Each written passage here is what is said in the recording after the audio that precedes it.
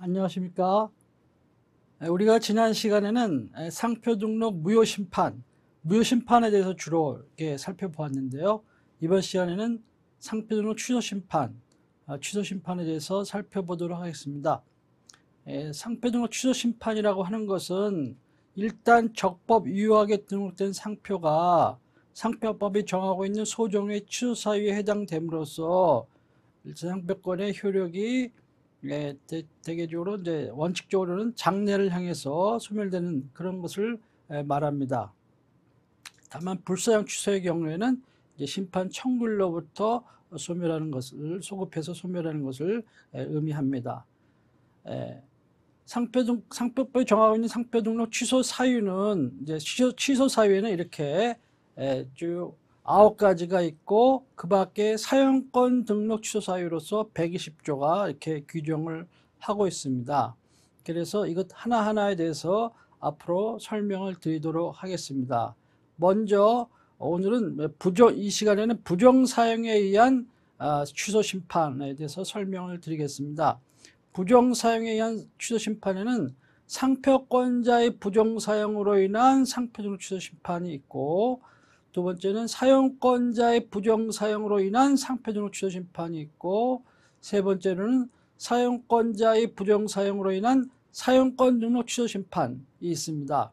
이거에 대해서 하나하나 살펴보도록 하겠습니다. 먼저 상표권자의 부정사용으로 인한 상표 등록 취소 심판입니다. 법 조문을 토대로 해서 살펴보면은 상표권자가 고의로 지정상품의 등록상표와 유사한 상표를 사용하거나 지정상품과 유사한 상품의 등록상표 또는 이와 유사한 상표를 사용함으로써, 즉 유사범인의 사용이죠. 이제 상표는 동일하고 상품은 동일하고 상표는 유사하고 뭐 이런 식으로 이렇게 유사범인의 사용을 의논하겠습니다. 이렇게 해가지고 이제 수요자에게 품질의 오인을 하게 하거나 또는 타인의 업무와 관련해 가지고 혼동을 불러일으키는 경우, 이런 경우에는 이제 누구든지 그 상표 등록 취소 심판을 청구할 수 있다, 이렇게 규정을 하고 있습니다. 이것은 상표권자에게 상표를 사용할 때 정당 사용 의무를 부과하고 있습니다. 그러니까 부정한 방법, 부정 영향을 야기하는 그런 형태대로 상표를 사용하지 말고 proper use, 정당하게 사용을 해라, 이렇게 하는 것입니다. 그 의무를 부과를 하고 거기에 위반하면은 상표 등록을 취소시키겠다 하는 것입니다. 그럼 이제 요건으로서 하나하나 살펴보도록 하겠습니다. 첫째는 변형 사용했어야 돼요. 변형 사용했어서 상표권자가 등록 상표를 변형 사용했어야 되는데 이것은 아까 말씀드린 것처럼 유사범인의 사용이에요. 그러니까 첫째는 지정상품의 등록상표에 유사한 상표를 사용한 경우, 둘째는 지정상품과 유사한 상품의 등록상표를 사용한 경우, 셋째는 지정상품과 유사한 상품의 등록상표에 유사한 상표를 사용한 경우, 이렇게 유사범인의 사용을 얘기하는 것입니다. 그래서 이게 보통 상표권자 잠깐 헷갈리는 수가 있어요. 이런 것은 상표권자의 경우에는 어떻게 타인이 이렇게 사용하게 되면은 배타적 금지권이 미치죠. 침해 행위로 해가지고 권리 행사할 수 있잖아요. 그건 배타적 금지권이 있다는 것이지, 그것을 내가 그 범위 내까지도 독점해서 사용할 수 있다든가 이런 권리가 주어지는 것은 아닙니다. 근데 이걸 사람들이 대개는 이게 헷갈려가지고, 남이 못 쓰는 거니까 그럼 나는 쓸 수 있는 거네, 이렇게 생각할 수가 있거든요. 그런데 그렇지 않다는 것입니다. 그렇게 썼다가 문제가 없으면 상관이 없는데, 그렇게 썼다가 타인의 오인을 가져오게 하거나 또 타인의 업무 관련해서 혼동을 가져오게 하면은 취소될 수가 있거든요. 그래서 등록된 범위 내에서 그 지정상품에 대해서만 이렇게 써야지, 동일성이 인정되는 범위 내에서만 써야지 유사 범위까지도 확장해서 쓸 수는 없다는 것입니다. 그렇게 되면 이런 것처럼 취소될 위험에 놓일 수가 있게 된다. 이 점을 유의를 하셔야 됩니다. 그 다음에 이제 이것은 이제 등록상표와 색채만을 달리하는 상표의 사용. 어떤 상표 흑백으로 등록을 해놨어. 근데 뭐 빨간색으로 한다든가 파란색으로 한다든가 뭐 초록색으로 한다든가 뭐 이런 식으로 표시했다. 그러면은 이거는 등록상표의 부정사용으로 보지 아니한다는 거예요. 그러니까 여기에 등록상표와 유사한 상표에는 그 등록상표와 유사한 상표, 색채를 등록상표와 동일하게 하면 등록상표와 같은 상표로 인정된 상표는 포함되지 아니한다 이렇게 돼 있죠. 이것은 뭐랬어? 225조에 가면은 이런 경우는 포함하는 것으로 본다 이렇게 된 규정도 있고 어떤 것은 포함하지 아니한다라고 된다고 그랬지 않습니까? 어떤 경우가 포함되는 어떤 경우가 포함되지 않는 하나하나 조물돌이가 이제까지 설명이 왔는데 이것을 다시 쉽게 설명을 하면은 등록상표와 색채만을 달리하는 상표의 사용은 등록상표의 사용으로 보고 등록상표의 부정사용으로 보지 아니한다 하는 거예요. 취소를 면할 수가 있는 거예요. 다만 좁은 의미의 색채상표, 즉 색채 또는 색채의 조합만으로 된 상표가 등록상표인 경우에는 색채를 달리해버리면 이건 어떻게 되겠어요? 색채상표인데 좁은 의미. 그런 것은 동일한 상표가 아니잖아요. 그때는 유사상표로 인정된다 하는 것이 그 단서의 의미입니다. 예. 자, 그 다음에 이제 여기서 그러면 이제 상표가 동일한 상표를 사용한 것으로 봐야 되느냐, 동일하지 아니한 상표로 봐야 되느냐, 이런 것이 굉장히 문제가 되겠죠. 상표의 동일성 여부가.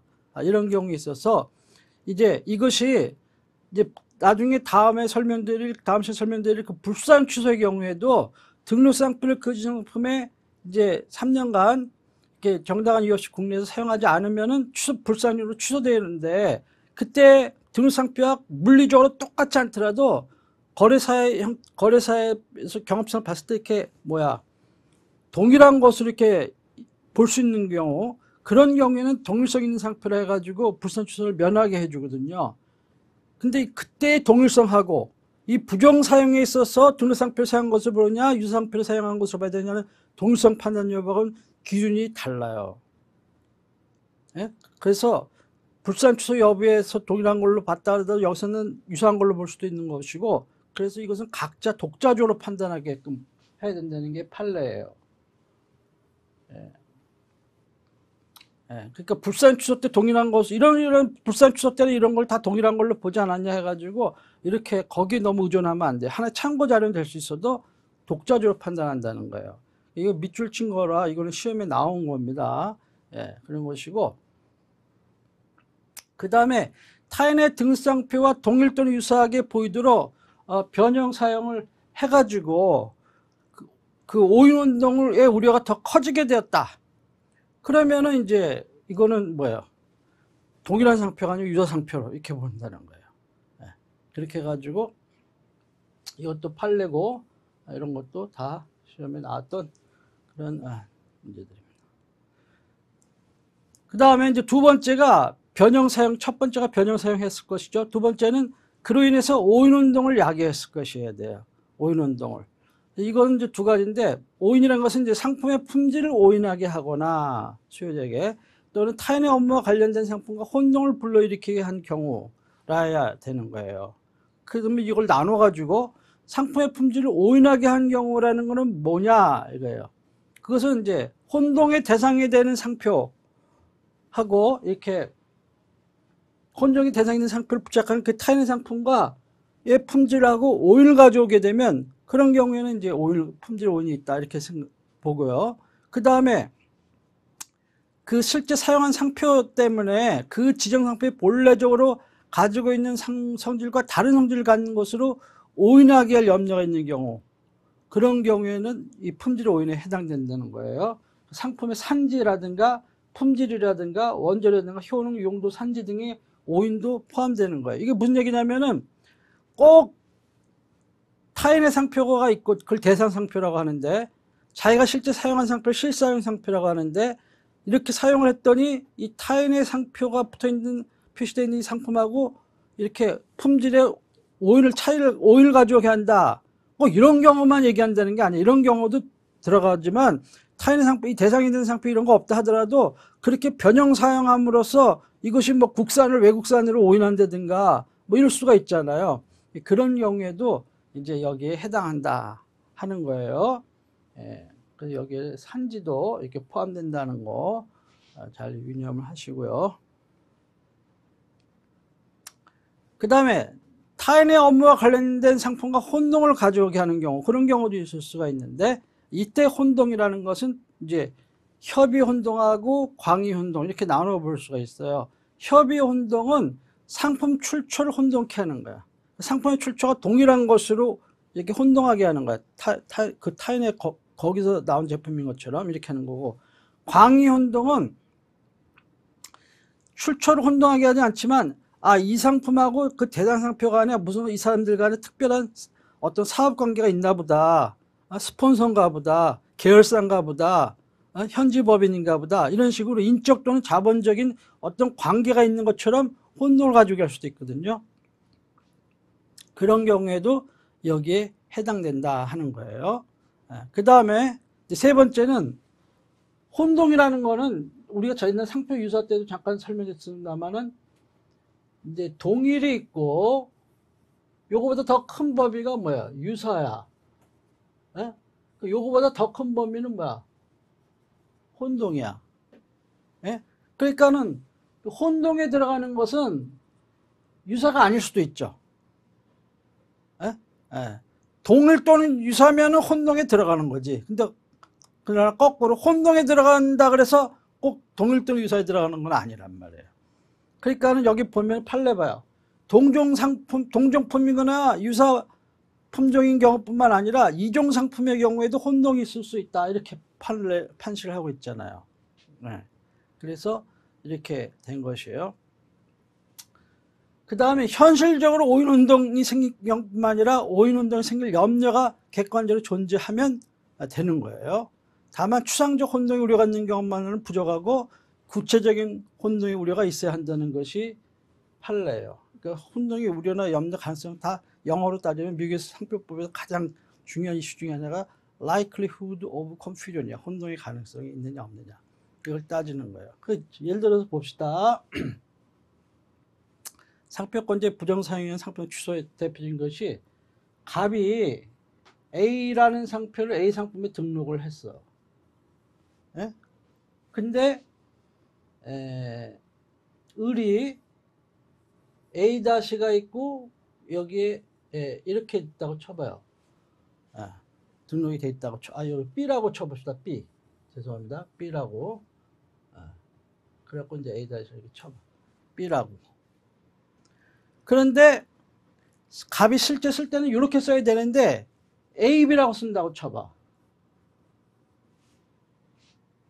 예? 그러면 여기 각각의 요부라고 하면은 뭐야? 요부와 요부가 이 상표 구성 중에 전체로 A, B라고도 칭호도 될 수 있지만 요부인 A라고도 호칭될 수 있고 또는 요부인 B라고 호칭될 수도 있다.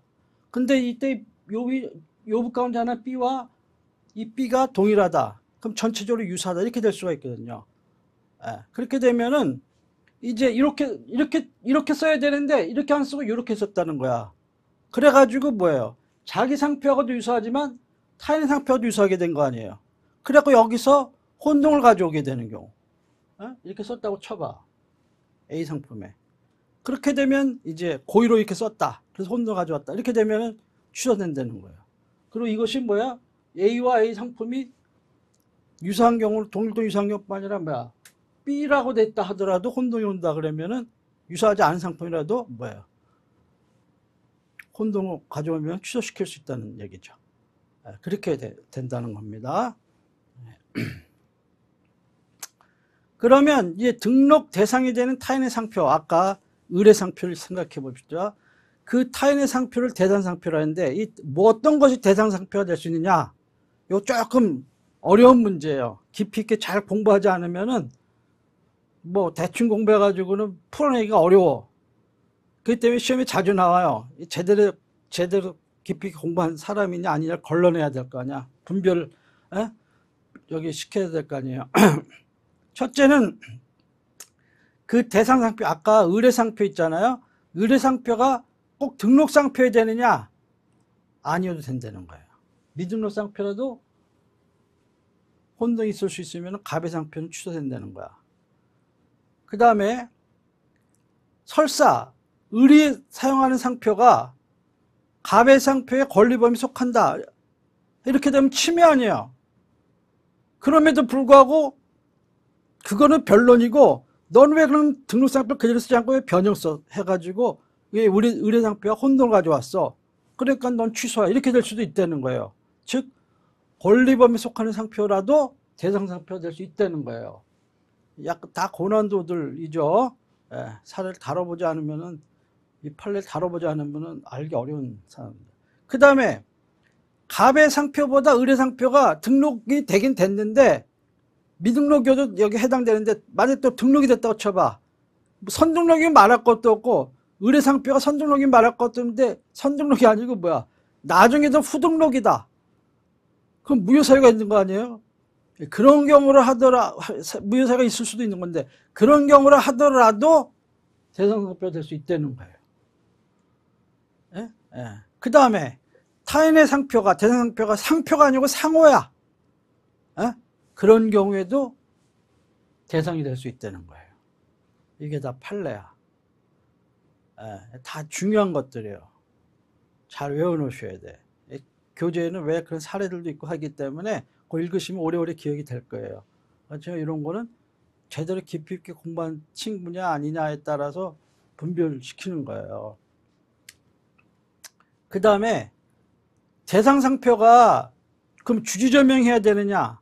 꼭 그거는 아니에요. 주지조명할 필요는 없어. 그렇지만 적어도 어느 특정인의 상표로서 어느 정도는 알려져 있어야 돼. 수요자들에게. 뭐 그래야 혼동이 있는 거 아니에요? 수요자들이 그런 상표가 존재해 있는지도 모르는데 뭐 혼동이 있겠어? 그러니까 어느 정도는 알려줘야 된다. 주지조명하지 않더라도 어느 정도는 알려져 있어야 한다 하는 거예요. 그 다음에 그런데 이 대상상표가 의뢰상표가 단순히 기술적 표장에 불과하다. 데스크립티브 마크, 뭐 슈퍼 이런 거 있잖아요. 뭐 순정, 순수한 정품의 순정이란 순정품, 뭐 최상 뭐 이런 거 이런 것들은 기술적인 데스크립티브 표정이잖아요. 그런 경우에는 혼동이 있을 수가 없는 거예요. 그런 거는. 그렇기 때문에 여기에 해당하지 않는다 이렇게 보는 거예요. 그러면 어떤 경우에 혼동이 있느냐 없느냐 판단 기준은 뭐냐 하는 것인데 이거는 뭐 그렇게 중요한 건 아니지만 그래도 알아는 둬야 되는데 변형한 정도 어느 정도로 변형했느냐 또 대상상표와 유사한 정도 그 다음에 이들 상표들이 각각 사용되는 상품에 사용되는 형태 및 사용상품 간의 관련성 또 사용기간, 실적 뭐 또 알려진 정도 이런 것 등을 고려해 가지고 혼동의 우려가 있는지 likelihood of confusion이 있는지를 객관적으로 이렇게 그런 가능성이 객관적으로 존재하는지 여부를 기준으로 판단한다 하는 게 판례입니다. 그 다음에 이제 여기서 이제 고의가 있어야 돼. 처음에 법조문이 뭐랬어요? 상표권자가 고의로 그렇죠? 변형 사용해가지고 오인운동을 야기한 경우 상표 등록 취소시킨다. 이렇게 돼 있잖아요. 핵심이. 그렇죠? 요건이 세 가지야. 고의로 플러스 변형 사용 플러스 오인운동 야기 요 세 가지가 이거의 요건이에요. 예. 그런데 이제 고의를 마지막에 설명드리는 건데 고의라는 것은 변형 사용의 결과 오인운동을 일으킬 염려가 있다는 것을 인식하면서 사용하는 것을 말하는 거예요. 그런데 을이 이제 갑에 대해서 누구든지 이거 청구할 수 있는 건데 만약 을이 청구한다고 쳐봐. 그런 경우에 갑에 대해서 그렇게 고의가 있었다는 걸 어떻게 입증을 해? 쉽지가 않잖아. 예? 그걸 입증한다는 게. 그런데 을이 그 대신에 그렇게 입증 안 하고 내 상표가 국내에 널리 알려진 주지 또는 저명한 상표다. 이렇게 입증을 한다고 치면 고의가 있는 것으로 추정을 해줘요. 고의를 입증하는 대신에 을은 자기 상표가 대상 상표가 주지 또는 저명하다 이렇게 해가지고 입증할 수가 있어요. 근데 이거 누구나 청구할 수 있으니까 병이 갑을 상표 A에 대해서 또 취소 부정 사용으로 취소할 수 있어요. 그러면서 뭐야 인용 상표를 의뢰 상표를 잡을 수가 있는 거야. 의뢰 상표 이렇게 해가지고 변형 사용하고 이게 혼동이 온다. 그럼 의뢰 상표는 이렇게 해서 주지 저명하니까 갑에 고의 있었던 것을 봐야 된다. 이렇게도 할 수가 있는 거야. 꼭 을만이 청구해야 되는 게 아니에요.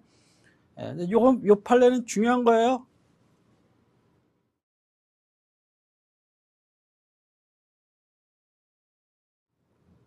이거는 중요한 점이 자주 나와야 되는데 자주 안 나온 지문이에요. 그렇게 많이 안 나왔어요. 그래서 여기 뭐 한 번 정도 나온 정도인데 아무튼 잘 알아놓으셔야 돼. 그다음에 이제 청구 대상을 잘 판단하셔야 되는데 이거는 약간 제재적인 요소가 강한 거란 말이에요. 강한 제재가 부정사용이니까. 그렇기 때문에 지정상품 전체에 대해서만 취소시킬 수가 있어요. 전체에 대해서 할 수가 있고 일부 청구는 허용되지 않아. 지나가면 전체가 죽어버리는 거야. 나중에 설명드리는 불사한 취소의 경우에는 일부 청구만 할 수가 있어요. 그런데 부정사용의 경우에는 전부 청구를 해야 돼. 그렇기 때문에 일부 지정상품에 대해서 A 상품이 A, B, C 이렇게 상표가 이렇게 돼 있다고 쳐봐요. 그러면 요거 A 상품에 대해서 쓰지 않았다 해가지고 불사한 취소를 청구를 했어. 그러다가 승소 가능성이 없다고 생각했는지 또는 취소 더 승소 가능성을 높이기 위해서인지 이제 이 부정사용에 의한 취소 사유도 추가를 하는 거야. 이렇게 할 수 있느냐? 할 수 없다는 거예요. 할 수 없다는 게 판례야. 왜냐하면 부정사용의 경우에는 뭐예요? 전체를, 지정상품 전체를 대상으로 이렇게 취소를 걸어야 된다는 거예요. 그렇기 때문에 일부에만 청구했다가 나중에 전체 청구하는 것은 이건 마치 청구 취지를 확장하는 걸 인정해 주는 결과밖에 안 되잖아요. 그런 거는 안 된다는 거예요. 그래서 그런 걸 주의를 하셔야 돼요. 이런 것도 좀 난도가 높은 그런 판례다 이렇게 시험에 나옵니다. 나왔고 그래서 난도가 있는 판례 이런 것들.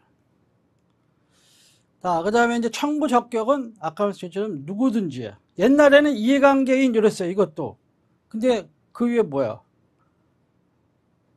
이 소비자의 이 수요자의 이익을 보호를 강화하는 차원에서 공익보전 차원을 강화하기 위해서 누구든지 이렇게 청구 적격을 확대를 시켜버렸어요.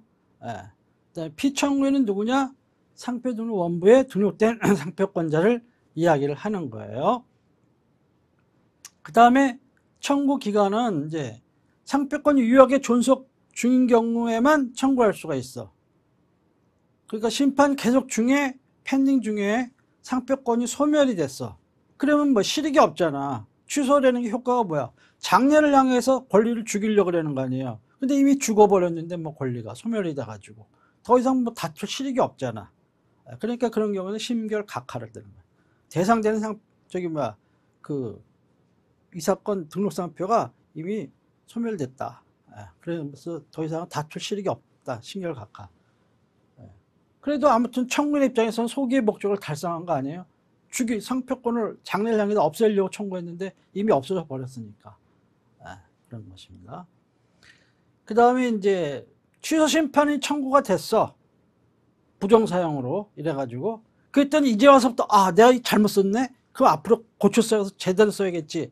이런 것은 취소 심판에 영향을 줄 수가 없어요. 그냥 취소되는 거야. 취소 심판 청구한 후 그 청구 사유에 해당하는 사실이 없어진 경우에도 취소에 영향이 미치지 아니한다는 거예요. 이제 와서 잘못 앞으로 바르게 쓸게요. 그 취소를 면하게 해주세요. 이거 안 통해. 이미 잘못한 건 잘못한 거예요. 그 다음에 이건 제척 기간이 있어요. 그러니까 취소 사유에 해당하는 사실이 없었어. 나 이거 잘못 썼어? 앞으로 바로 써야지. 바르게 썼어. 그래도 앞으로 3년간은 불안한 거야. 왜냐하면 그 전에 잘못 쓴 걸 가지고 누가 걸어오면은 취소 당하는 거예요. 그래서 이제 3년 이내는 이제 지난 후에는 청구할 수가 없어. 그러니까 취소 심판 청구되기 전에 빨리 제출을 해버리는 게 나아. 또 하나. 이렇게.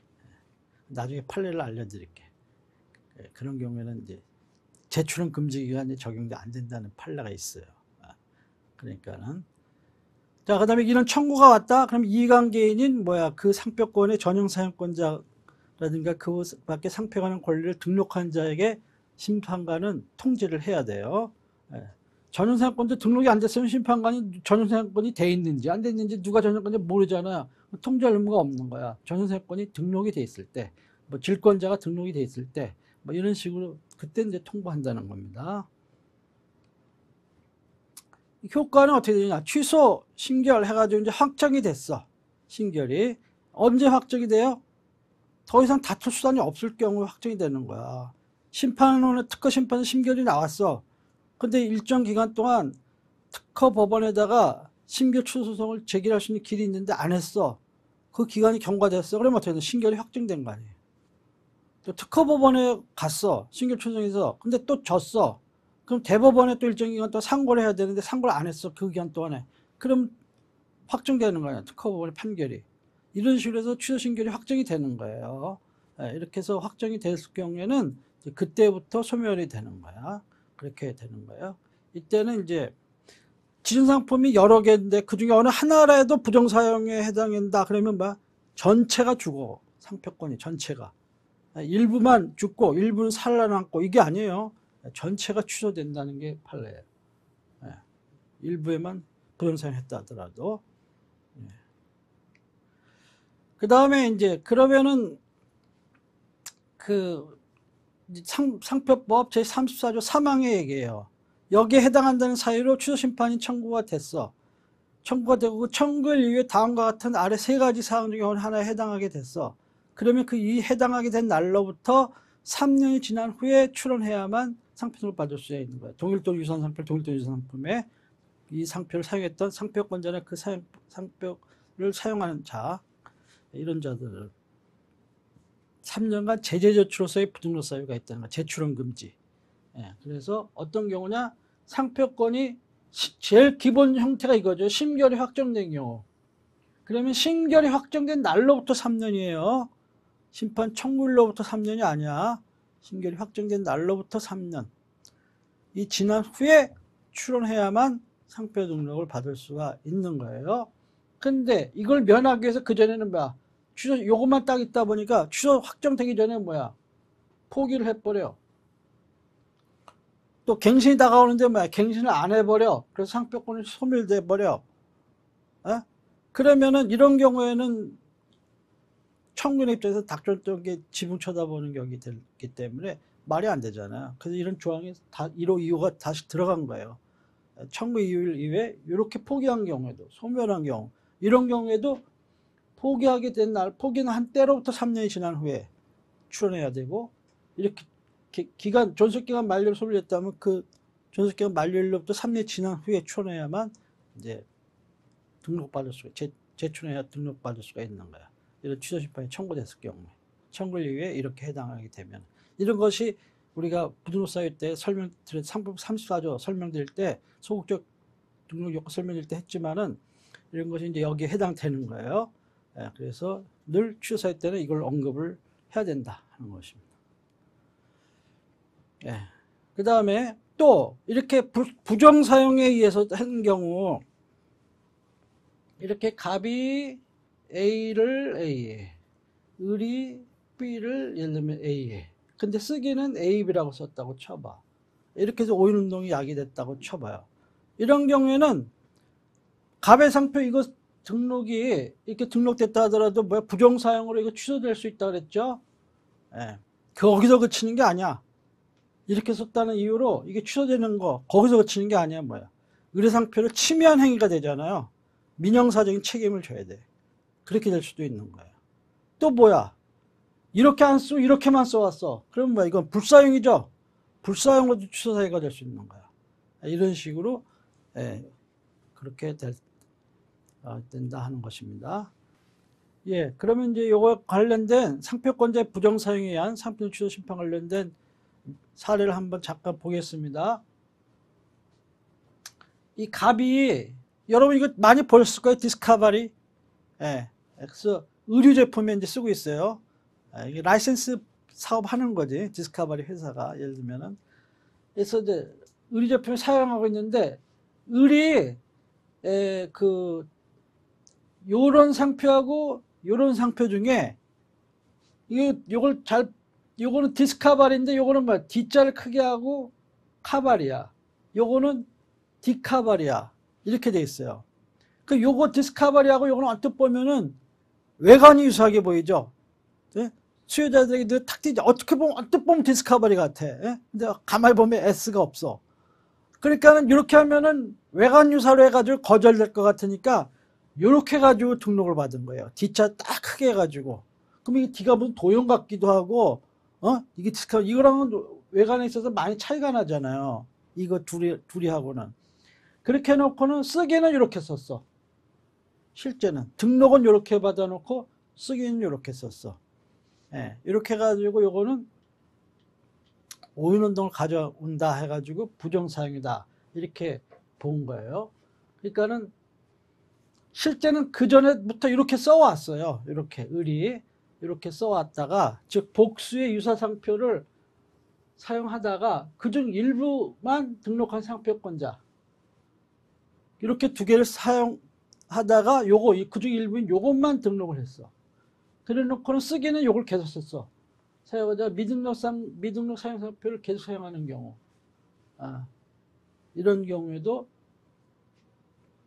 혼동을 가져올 염려가 있다 해가지고 이제 취소될 수가 있다는 거예요. 이때 이 등록상표가 혼동의 대상이 되는 타인의 상표와 반드시 유사할 필요는 없다. 그러니까 이거에 대해서 이거 부정사용이라 해가지고 취소 들어오겠죠. 이거에 그러면 이 사람 뭐라 그랬어? 방어할 때 이거하고 이건 유사하지 않은 거 아니냐? 이렇게 따지는 거예요. 의뢰 입장에서는. 근데 상표권자 부정사용 상표 취소 편은 뭐야? 의뢰 등록 상표하고 이 대상 상표하고 유사한지를 따지는 게 아니고 의뢰 등록 상표하고 유사한지를 따지는 게 아니고 의뢰 실제 어떤 사용한 상표 실사용 상표하고 이 대상되는 상표인 디스카버리하고 유사하냐 여부를 따지라는 거 아닙니까? 그러니까는 등록 상표가 있고 실사용 상표가 있고 대상 상표가 있으면 이 실사용 상표와 대상 상표가 유사한지 여부를 따지는 거지 이거하고 이것이 등록 상표하고 대상 상표가 유사한지 따지는 건 아니라는 얘기거든요. 그러니까 이 등록 상표하고 이 대상 상표가 반드시 유사할 필요는 없어. 이거는 A였고 이거는 B였잖아. 유사하지 않잖아. 반드시 유사할 필요는 없는 거예요. 쓰는 놈이 문제지. 쓰는 놈이 A, B야. 얘가 얘랑 유사죠. 그래서 혼동을 가져오는 거야. 이런 사건의 경우. 그런 식으로 이 문제, 이 지문이, 이런 식의 지문이 나오는데, 이게 잘 이해 못하면 이게 무슨 말 하는 거야? 이렇게 헷갈릴 수가 있어요. 근데 이게 그 얘기예요. 그 다음에 이제, 상표권자가 의도적으로 자기의 등록상표가 타인의 상표와 동일된 유사하게 변형이 용이하게 되도록 상표를 제작 부착하고 그 상표가 부착한 상품의 판매자나 수요자에게 그 상표의 변형 방법을 주지시키고 알려주는 거야. 제가 옛날에 앞서서 강의 때 사례 들었던 샤넬 사건이에요. 이게 샤넬 사건. 예? 샤넬을 이렇게 봐. 이 실제 있었던 사건. 이렇게 해가지고 이렇게 만들었어요. 그리고 이렇게 여기 이렇게 돼 있어. 그래갖고 요것만 파는 거야. 장신구만. 그 요걸 사갖고 가서 가방에다가 이걸 붙여. 또는 가방에다가 이렇게만 붙여가지고 팔어. 아예 장신구를 가방을. 그래갖고 사가지고 여기를 손가락으로 탁탁 치라 그래. 여기를. 그렇게 되면은 뭐가 되겠어요? 샤넬이 되는 거지. 이런 방법을 알려준 실제 있었던 케이스야. 이렇게까지 모방한다고. 그렇게 해가지고 타인의 상표권자가 의도적으로 등록은 이렇게 받아놨어. 동그라미로. 당연히 등록이 되겠죠. 그런 도용으로 한다면. 의도적으로 자기의 등록 상표가 타인의 상표와 동일동 유사하게 변형이 용이하도록 상표를 제작 부착하고 그 상표에 붙였던 상품의 판매자나 수요자의 그 상표의 변형 방법을 주지시켜. 이런 경우에는 상표권자가 직접 등록 상표 변형을 가한 경우와 마찬가지로 이거는 부정사용이다. 오인운동을 이래서 야기됐다면은 그러면 이제 취소해야 된다. 이 샤넬 케이스예요. 그 다음에 상호 상표의 경우가 있죠. 상호 상표에서 회사의 종류를 표시하는 부분을 제외를 하고 명칭 부분만으로 간략하게 표시한 것, 이런 경우는 어떻게 되느냐 하는 거예요. 여기다 주 이렇게 돼 있는데 고려당인데 요거를 이렇게 뺐어. 예. 여기서 이런 정도는 그냥 저기 막 부정사용으로 보지 않는다. 취소사유에 해당하지 않는다. 이런 거죠. 자, 지금까지는 이제 상표권자의 부정사용에 의한 상표권 취소 심판에서 설명드렸습니다. 다음에는 사용권자의 부정사용에 의한 상표권 취소 심판을 보겠어요. 이건 이제 또 사용권자의 부정사용에 사용권 등록 취소 심판, 이렇게 두 가지로 크게 이제 나눠볼 수가 있는데, 먼저 사용권자의 부정사용 상표권 취소 심판 이렇게 되어 있어요. 이거는 이제 전용 사용권 또는 청사권자가 주체가 다르죠. 사용 주체가 앞에는 뭐야? 1호는 상표권자가 이렇게 돼 있었잖아요. 고의로 이렇게 나갔잖아요. 근데 여기는 뭐야? 상표권자가 아니고 전용 사용권자 또는 청사권자가 이렇게 됐잖아요. 그리고 저기 잘 보세요. 고의로라는 말이 없죠. 고의로 없고, 그 다음에 뭐야? 지정 상품 또는 이와 유사한 상품에 등록 상표 또는 이와 유사한 상표를 사용함으로써 이렇게 됐잖아요. 여기는 뭐예요? 동일 유사 범위뿐만 아니라 동일 범위도 다 포함되는 거야. 지금 보세요. 동일 상표를 동일 상품에 썼다 하더라도 오인운동 야기되면 취소시킨다는 거야. 유사 범위의 경우는 말할 것도 없고, 이런 경우에는 누구든지 취소 심판 청구할 수 있다 이렇게 돼 있어요. 다만 상표권자가 상당한 주의, 듀딜리전스를 다한 경우에는 예외로 한다 이렇게 돼 있습니다. 이거는 상표 라이센스 제도 때도 잠깐 사용권 제도 설명을 드렸는데,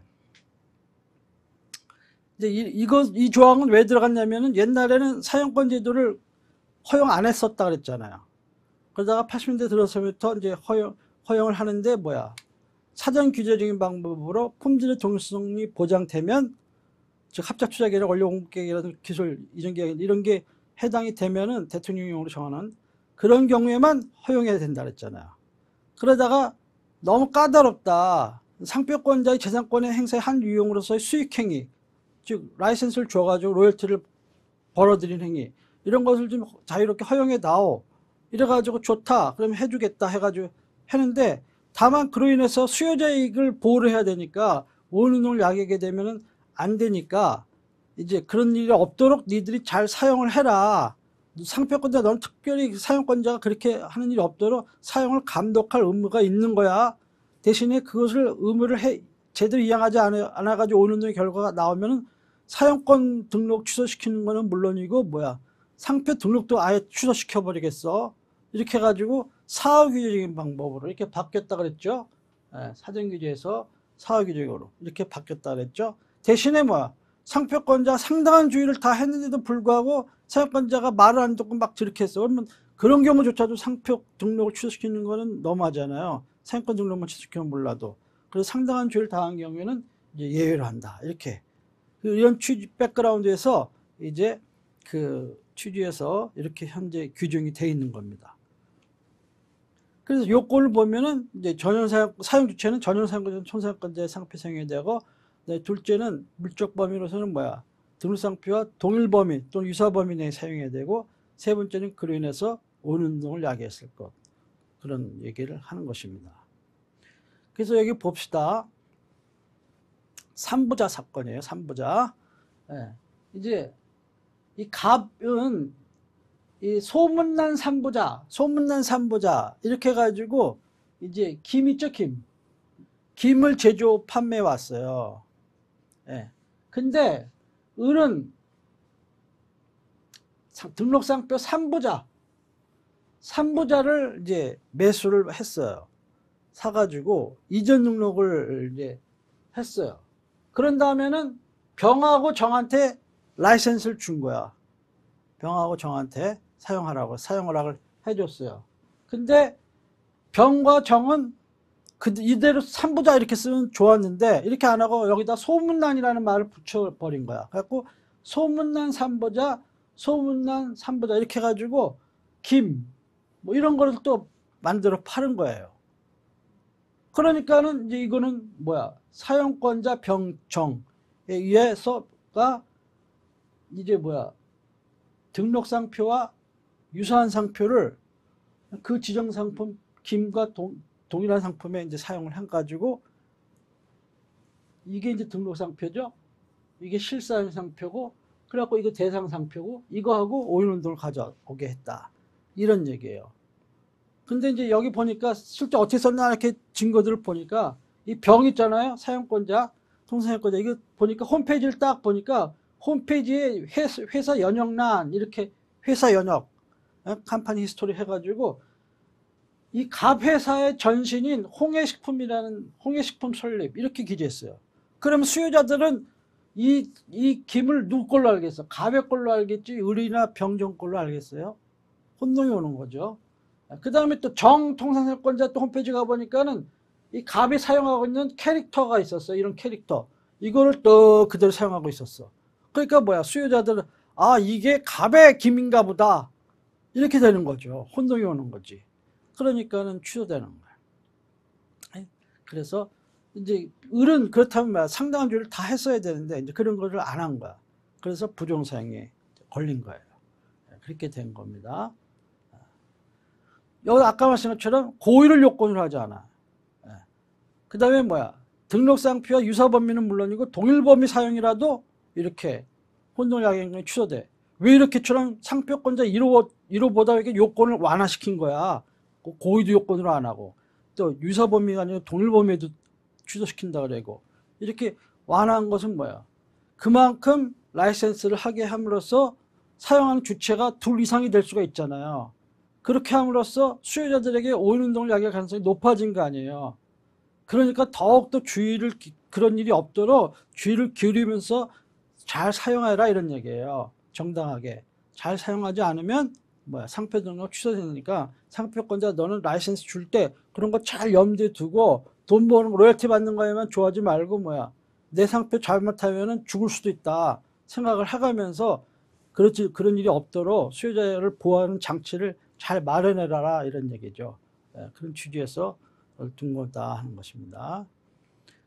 그래서 상표권자 상당한 죄를 당한 경우는 예외로 한다, 이렇게 돼 있어요. 그러면 어떤 경우가 상당한 죄를 당한 경우냐 하는 거예요. 실제 있었던 이제 사례들 한번 볼까요? 오인운동을 하지 말라. 오인운동, 사용권자들에게, 라이센시들에게 상표권자가 오인운동 하는 행위를 해서는 안 된다, 이렇게 주의를 주거나 경고를 하거나 이런 거 가지고는 안 된다는 거야. 실제 사용 시설 정기적으로 인스펙션, 여기서 감되는 것은 인스펙션 하는 거야. 실제 공장에 방문해서 보고, 매장에도 가보고, 광고물도 이렇게 보고, 잘못됐으면 제대로 고쳐서 제대로 하라 그러고, 지도 감독하고, 이렇게 해서 키워드는 이거예요. 실질적으로 지배하에 두고 있어야 돼. 실질적 지배. 실질적 지배라는 키워드를 잘 외워놓으셔야 돼. 지금 외워놓으세요. 실질적 지배를 하고 있다라고 평가할 수 있는 정도가 되면 상당한 주의를 다한 경우, 이렇게 보는 거예요. 그래서 그런 실질적 지배를 다해서 상당한 주의를 다했다라는 입증 책임은 누구에게 있느냐? 취소를 면하려고 하는 상표권자에게 있는 거예요. 입증 책임은 상표권자에게 있다. 이런 것이 판례입니다. 그래서 통상사용권자에게 라이센스 주면서 야, 이게 우리 회사 브랜드 매뉴얼이야, 관리 매뉴얼이니까 이 매뉴얼 읽어보고 이 기준에 따라서만 사용하고 여기서 벗어나서 사용하면 안 돼. 이거 가지고는 불충분하다는 거야. 그러니까 브랜드 매뉴얼 교부하고 그 준수 여부를 검사해서 시정을 요구하는 정도 가지고는 안 돼. 실제로 지배해두고 감독하고 인스펙 찾아봐, 아까처럼 그런 걸 해야만 해야 된다는 거예요. 매뉴얼 주고 뭐 좀 고쳤어, 이렇게 했어 이런 정도 가지고는 안 된다는 거야. 실질적 지배해두고 철저하게 잘 관리를 해나가야 된다는 거야. 그래서 큰 회사들이나 다른 본부가 있어요. 라이센스 매니저들이 있잖아요. 그렇죠? 라이센스를 발굴하고 프로그램을 만들고, 또 걔들 협상하고, 또 계약 잘 준수하는지 보고, 또 안 될 때는 그에 대한 또 여러 가지 계약성에 어떤 조치를 취하고, 이런 건 라이센스 매니저들이 있잖아요. 그래서 그런 사람이 잘 현장 가득 보고 컨트롤 잘 하고 이런 식으로 해야지 매년 매뉴얼만 던져주고 야, 이거 우리 회사 기준 표준이니까 이 따라서만 써. 그렇게 안 하면 안 돼. 이동 줘가지고 다 난 상당한 쪽이 다 했다. 이렇게 하면 안 된다는 겁니다. 자, 그 다음에 이제 청구 대상은 이것도 부정사유니까 지정상품 전체에 대해서만 청구할 수 있고 일부 청구는 허용되지 않는다 하는 게 판례입니다. 또 이거는 뭐야? 수요자를 보호를 해야 되니까 공익성에 견지해서 누구든지 청구할 수가 있는 거고요. 피청구인 상표등록원부에 등록된 상표권자라는 것입니다. 그 다음에 이것도 마찬가지로 상표권 유효에 존속하는 경우에만 청구할 수가 있고, 그 다음에 취소심판 청구 후에 이제부터는 제대로 써야지. 사용권자 너도 왜 이렇게 그동안 썼어? 이렇게 똑바로 써. 이렇게 해가지고 이거 안 돼. 취소를 면할 수 있느냐? 안 돼. 못 면해. 취소되는 거예요. 취소심판 청구 그 청구 사유에 해당하는 사실이 없어진 경우에도 취소에 영향을 미치지 못해요. 그냥 취소되는 거야. 그 다음에 이 3년이라는 제척기간이 있어요. 그래서 취소에 해당하는 사실이 없어진 날부터 3년 제척기간이 지나면 청구할 수가 없는 거야. 이것도 뭐야? 그런 사유가 있다면 빨리 제출을 해가지고 새로 하자 없는 상표권을 확보하는 게 바람직해요. 그 다음에 이런 청구가 들어오면은 전유사용권자나 그 밖에 상표권 권리를 등록한 자들에게는 심사장은 통지를 해야 되죠. 근데 효과는 뭐야? 취소한다는 신결이 확정되면 그때부터 상표권은 소멸이 되는 것이고, 그 다음에 이제 어느 하나, 지정상품 어느 하나에다 부정사용했다 그러면 전체가, 상표권 전체가 취소돼야 한다는 게 판례고요. 그 다음에 아까 말씀드린 34조 4항, 34조 3항, 제재조치로서의 부등록 사유, 3년 경과 후 제출할 수 있다는 거. 그 이내에는 제출 못한다는 거. 그쪽이 적용되는 것이고, 또 이것도 뭐야? 정당 사용이 아니니까 불사용이에요. 불사용으로 인정돼서 상표권이 취소될 수도 있어요. 만약에. 그 다음에 또 타인 상표권을 침해한 것으로 인정이 돼가지고 민형사 책임을 지는 수도 있고요. 이런 것을 주의를 해야 된다 하는 것입니다. 자, 그 다음에 이제 마지막으로 사용권자의 부정사용을 한 상표권 등록 취소 심판입니다. 사용권 등록 취소 심판. 이거는 이제 실제 잘못은 사용권자가 한 거 아니야? 전유사용권자, 통사용권자가. 그 사람 취소시킨다는 거예요. 누구든지 해가지고 취소할 수 있는 거예요. 그러면 이제 사용권 날아가는 거지. 라이센시 사업권이. 그래서 이거는 이제 취지는 상표권자에게도 상표 독점권을 준 대신 일정한 의무가 있다고. 사용 의무, 또 정당 사용 의무, 뭐 이런 식의 등의 의무가 있는데, 사용권자에게도 뭐야? 정당 사용 의무를 부과하고 있는 거야, 상표법이. 정당 사용 의무를 위반한 경우에는 그에 대한 제재 조치로서 마련된 게 이 사용권 등록 취소예요. 이런 것이고, 그런데 이거하고 사용권자의 부정사용에 의한 상표 등록 취소 심판이 있고, 사용권자의 부정사용에 의한 사용권 등록 취소 심판이 있어. 이건 각각의 별개가 소송물이야. 그러니까 뭐야? 얘도 청구할 수도 있고 얘도 청구할 수 있고 각각 청구할 수가 있어요. 동시에. 상표권도 취소시키라고 그러고 사용권도 취소시키라고 그러고 다 할 수가 있다 하는 것입니다. 소송물이 별개이기 때문에 양심판을 동시에 청구할 수가 있다는 거예요. 그 다음에 이제 청구 대상은 지정상품 전체에 대해서만 청구를 해야 되고, 청구 적격은 청구인은 누구든지고, 피청구는 상표등록원부에 등록된 전용사용권자 또는 통상사용권자야. 사용권이 등록됐다는 걸 전제로 하는 거니까, 사용권 등록 취소 심판이니까요. 그 다음에 이제 취소 심판 청구 후 그 심판 청구서에 해당 사실이 없어진 경우에 취소에 영향을 미치지 아니하는 것이고, 또 이것도 3년의 제척기간이 있어요. 취소에 해당하는 사실이 없어진 날로부터 3년이 지나면 청구할 수가 없는 것이고요. 돼 있어요. 그 다음에 이제 또 여기에 대해서 해당 전용사용권자와 통상사용권자, 해당 전용사용권의 통상사용권자, 또 그 밖에 전용사용권에 관하여 등록을 한 권리자, 또는 해당 통상사용권에 관하여 등록을 한 권리자, 질권자들이겠죠. 이런 사람이 이제 알려야 되고, 심판장은. 그 다음에 취소하는 신결이 확정되면 이제 그 전용사용권 또는 통상사용권 그때부터 소멸이 된다 하는 것입니다.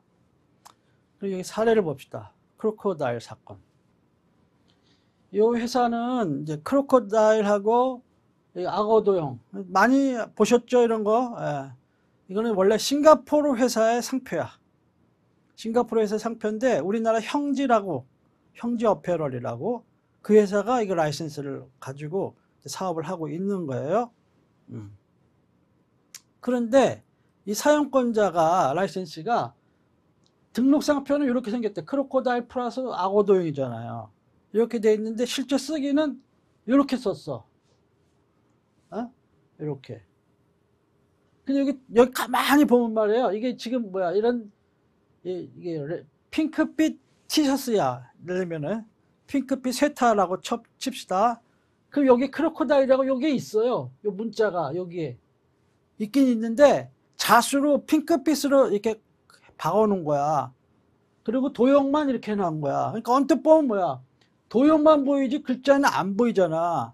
자세히 보면 글자가 있기는 있어. 에? 근데 수혜자들이 뭐 이렇게 옷 살 때 이렇게 보면 이거 악어다 이렇게 되는 거지. 그러니까 이게 라코스 때 이거하고 뭐야? 이제 외관 유사로 보이는 거죠. 혼동을 가져오게 한 경우죠. 이런 경우에는 이것을 동일성 있는 상표로 볼 수 있느냐? 없다는 거야. 이건 유사 상표지. 그렇게 해가지고 이게 이제 취소가 된 거예요. 그런 경우에 인스펙션 해가지고 이런 거 못하게 해야 되는데 뭐 이렇게 매뉴얼 주고 알아서 잘 쓰겠지. 근데 형들 이런 식으로 하면 안 되지.